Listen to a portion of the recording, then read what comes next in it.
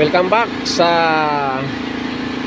once again mga buddies, Team Padato Treasure Hunter. Dito tayo ngayon na naman sa area ng Dagupan, norte pa rin mga buddies. So ngayon bibisitahin natin ulit yung baba, yung update nila, yung hukay nila. So nung nakaraan nga mga buddies, kung naka-subscribe kayo, na-update nyo yung mga video ko, kung nakikita nyo dati, lumabas yung tubig ng pinasukan na pinadrive natin sila. Ayon sa ating nabasa ng alignment na si Chrissy, ay pinadrive natin sila at natumbok yung butas na papasok sa loob, yung man-made. So yun ang papasukin natin ngayon, yun ang tisikin natin. So tingnan natin, kasi doon nga nakaharap yung alignment, doon ang direksyon, so kaya natumbok natin. So babain natin at i-check natin, i-confirm natin kung doon mismo ang ating target. So yan mga buddies, kung bago ka pa lang sa channel ko, sa Facebook channel at saka sa YouTube channel ko, mag-subscribe ka na dyan para ma-update mo lahat na area na pinupuntahan ko. Ayan mga buddies, Team Padato, Bansay. Ayan, samahan nyo ko, pababa tayo ngayong araw na ito. Diyan sa baba, i-check natin. So bababa ang yung lingkod at atin i-check natin. Dahil yun nga, ang time natin Sabado-Linggo lang, araw ng Sabado-Linggo lang. Minsan nasa ibang site na naman tayo. Maraming nagtawag na sa atin na gusto magpa-remap, magpa-check na kanilang area. Ngunit wala pa tayong time, kaya ni-schedule natin kung saan nang tayo pupunta, kasi kulang talaga yung oras natin. So yan mga buddies, samahan nyo ako, baba tayo para malaman natin kung talagang doon yung target natin. So yan, kasi sila lang naguhukay dito, wala tayo sa Monday to Friday, nasa trabaho tayo. So dinadalaw lang natin sila sa kanilang update at nagsisin na sila ng mga video na kung ano nangyayari sa area. So hindi tayo pwede mag-decide na sa video lang. Mas maganda on personal na makita nyo, para makita yung alignment secrecy at mga layer at mga kung ano man makikita mo ayon doon sa tinatawag ng secrecy treasure hunter code. Okay, tingnan natin kung ano yung makikita natin dyan sa ilalim. So i-update natin kayo. Samahan nyo ako, Team Padato Treasure Hunter, Bansay. Let's go up. Thank you for watching. Mga buddies, dito na tayo sa baba. Ayan yung papasukan natin. Yan. Ayan. Kung makikita nyo, yung galing sa loob, yan yung radiation nya. Yung palabas na dito. Ayan o. Ang lakas ng singaw galing mo sa loob. Kung makikita nyo mga buddies, yan tayo papasok. Ayan. Jaling tayo dyan. Dyan tayo pinanggaling. Ayan. So gumagana sa akin dalawang sagmer yan. So yan mga buddies, pasok na tayo sa loob. Ayan. So dito sa baba naka-harness tayo kasi safety tayo for pagbaba natin. Okay, let's go mga buddies, maulan.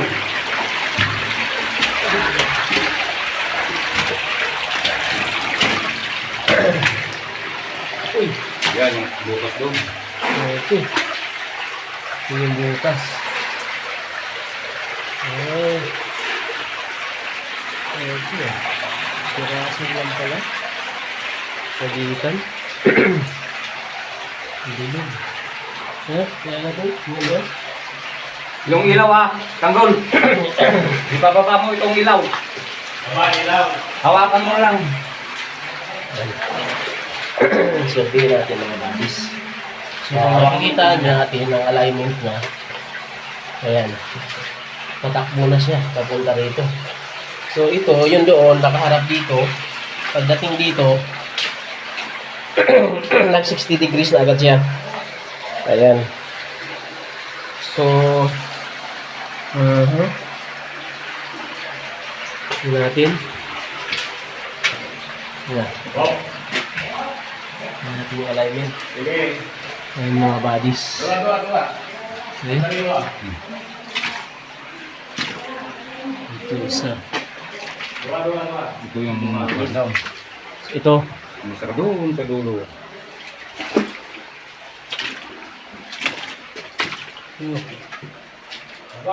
So nag-bar down. Doon sa dulo. Yung ito yung ginawa nila mga buddies. Kung makikita nyo, yung radiation. Yan. Yan ang radiation, ang lakas ng radiation dito. So singaw na singaw ng galing sa loob. Ito yung ginawa nila.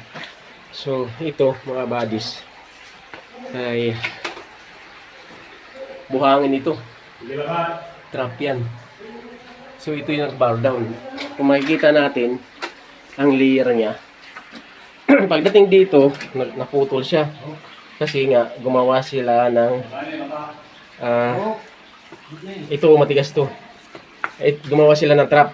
Yan o, trap yan. Yan. Ito yung kabuuhan ng ceiling. Yan dapat ang sinundan nila. Yan, area na yan, papunta dyan. Kaya siya nag-bar down. Bakit? Kasi, hindi nila nakuha yung pinakasiling nito. Tumaas ito. Yan, hanggang doon sa taas. Buhangin na yan. Kung makikita yung alignment, yan o. Alignment niya. Hindi niya nakuha. Kaya siya nagbabar down. Yun. So, tara, sama natin sa loob. Ang alignment niya, papasok sa loob. So, makikita natin, may tagas na dito siya. Chocolate. Ayan. Uy, malalim pa ito. Mababaw lang yan. Mababaw yan. Ayan. So kung dito natin titingnan mga buddies ha, yung singaw ng radiation doon sa loob. Sumisingaw siya ang lakas. Makikita natin sa camera. Ayan. Basta hawak mo lang yan. Baka makababad sa tubig yan ha. Ayan. So ito, blame siya ng alignment ng simento. Yan o. Isa yan sa alignment papunta rito. Ngayon. Ayan. Nakikita natin. Ito yung daanan ng pinakapader nila. Pinakangulong. Ang pader dito, hindi nila napuhak. Pero ito tabon pa ito na simento. Sagad na yan. Sagad na. Tingnan natin. Umurong ka dito. Labas na yung kulay pink na galing yan dito sa loob. Buhangin. Okay. Ito yung area na to. Kung makikita nyo mga buddies. Ayan. Kahiwalay. Ayan. So dalawang daanan to. Kaya siya dalawa. Magkasanga. Kung napanood nyo mga buddies yung binidyo ko na bago namin to binira, na mayroon doon na naka interlock sign na maps dito sa ilalim, ito yun. Isang diretso, mag cross line siya dito. So ito yung isang daanan papuntang isang deposito to. So kung makikita nyo yan, yan o, may pagitan siya. Yan. Ito, malaki itong may dingding nito. Doon pa ang lawak nito, yung dingding na sinasabi ko sa doon. Yun ang sukatan niya. Kung makikita nyo dito, yan o.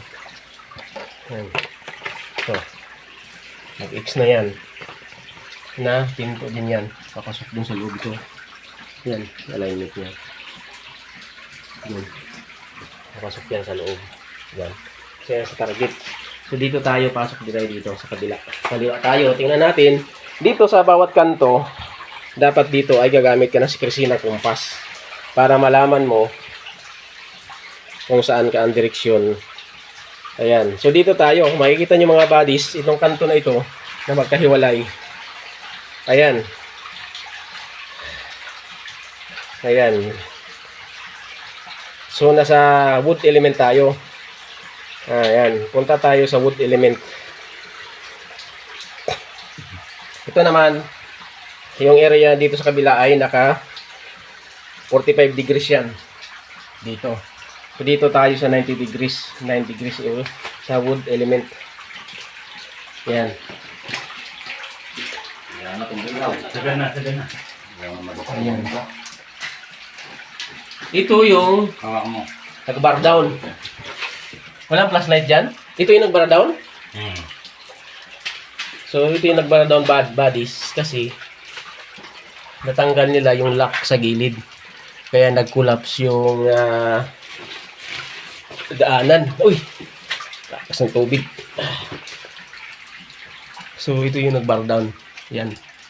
Doon sa dulo niyan, nakita nila ay mayroong matigas. Kung makikita niyo yung emblem nito, kulay gold na yan. Na ibig sabihin, may malaking bigbig sa loob. Ang alignment niya, papasok sa loob. Diretso lang. So, ito yung nag-bar down. Ayan. Ilawan mga dyan sa taas. Paano natin silipin yan? So, ito, ikumpas natin dito. Tingnan natin kung tama yung target sa location. Tama, mga bodies. Sa pool. Makikita niyo yung galing sa loob na singaw. Ayan. So, ito yun ang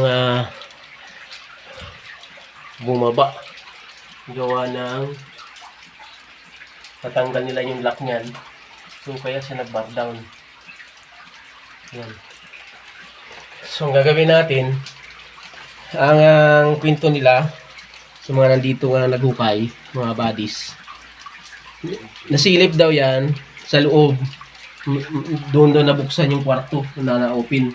So, ang gawin natin dyan ngayon, pakalkal natin na makalusot lang tayo para masilip talaga yung pinakadulo kasi nakita na daw yung kwarto niyan.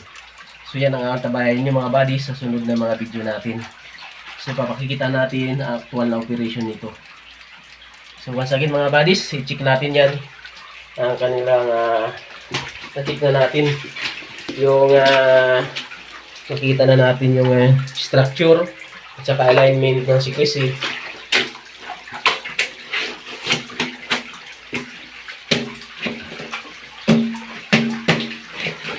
So, ito, ginawa ito na tinabunan, manmit ito, mga buddies. So, ito yung sinusundan nila. Ayan. Ito mga buddies. Ayan, magkahiwalay yan, dalawa. Kung dito ka tumayo, ito na, interlock na siya dito, nag-letter Y. Dalawa ito. Daanin dyan, papunta dyan. Papunta rin dito. Ito yung papunta sa biglod. So, nasa wood element siya. Asimut naman siya ng metal element. Ayan. Okay. Ayan mga bodies. So, testingin natin ng Japanese one. Okay. Ayan. Dito tayo. Yung nga sabi ko sa inyo. Lagi kong pinapaalala. Basahin nyo muna. Tingnan yung mga HTM at mga secrecy na tinatawag sa code reader ng isang treasure ay mayroon yan mga secrecy. Kasi po, iba-iba ang layout ng ginawa nila ng mga Hapon.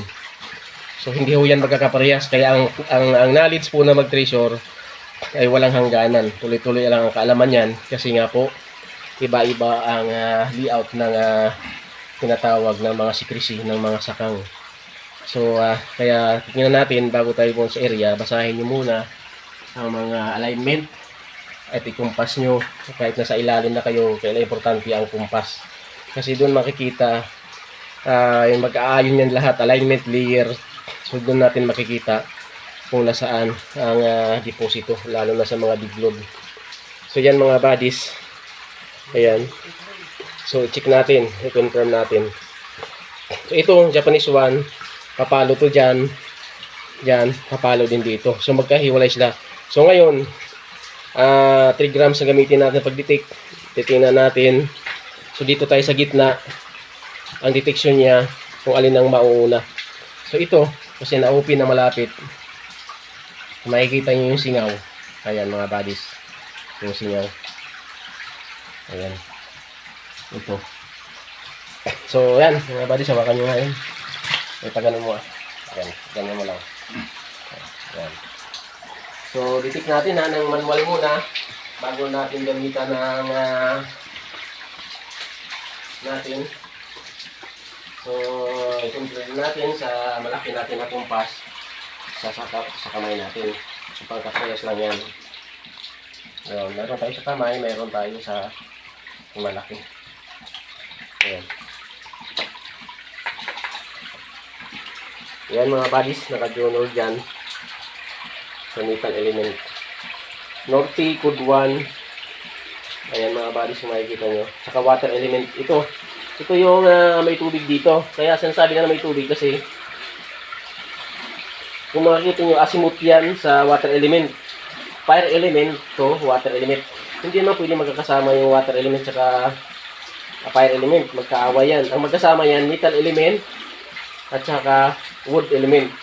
Kasi ang metal, yung kahoy, kailangan mo nang may papakuan. So, saan nga ba yung wood element? Doon sa target natin. Okay. So, yan mga buddies, check na natin ang Japanese one. Ayan. Confirm na natin na doon nga sa bungad, dito tayo tuturo. Dito natin sila pinatigin. So, ito ang nangyari. Napasok na nila to. Yung area na to. So, tulad na nga sinabi ko mga buddies, may 3 grams tayo ng detection. So, sa mismong gitna tayo ng kanto. Ayan. Yun. Doon nakatungo yung mga buddies. Ayan. Ngayon, ipasok natin dito sa tree, sa pinaka side niya. Ayan. Yung tinatawag na 3 grams detection. Ayan. Pag dito natin sa side, itatago natin siya doon sa center niya na unang dinitake. Dito siya papalo. Kasi mayroon, yun nga, isa yan sa deposito. Dito tayo sa dulo. Pinakabulpot ng tree. Ayan.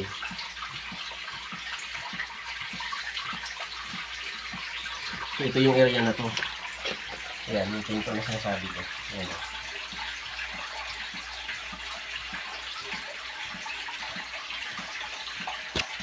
Ayan.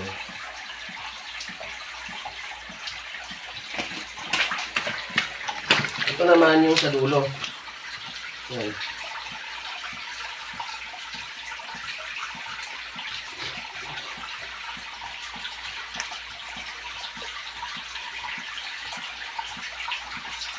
Ilapit na natin dito. Basa.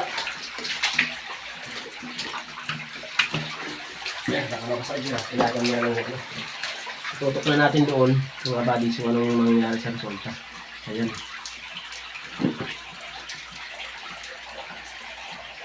So, ang laki ka ng kanyang ikot mga buddies. Dito sa area na ito. Doon sa loob. So, ang picture doon ay may puti na nakasiminto, nahalo siya. So, maaari yun na yung pinakalas. Saka yung nakita nga na kwarto. So, dyan ang isang ito na biglog. So, na-confirm na natin. Ngayon ang tinuturo. Ito naman yung isa. Dito siya. Yan. So, pinasok natin dyan. Mas malaki na doon. Malapit. Malapit yung nandoon. Kasi malaki. Yung ikot niya is malapit. Kasi sila malapit siya doon. Yan o. Ito malayo pa ito. Yan. Kung makapansin yung ikot. Yan. Yung 360 niya, maliit lang yung bilog kasi malayo pa yung target. Hindi ka mukha dyan.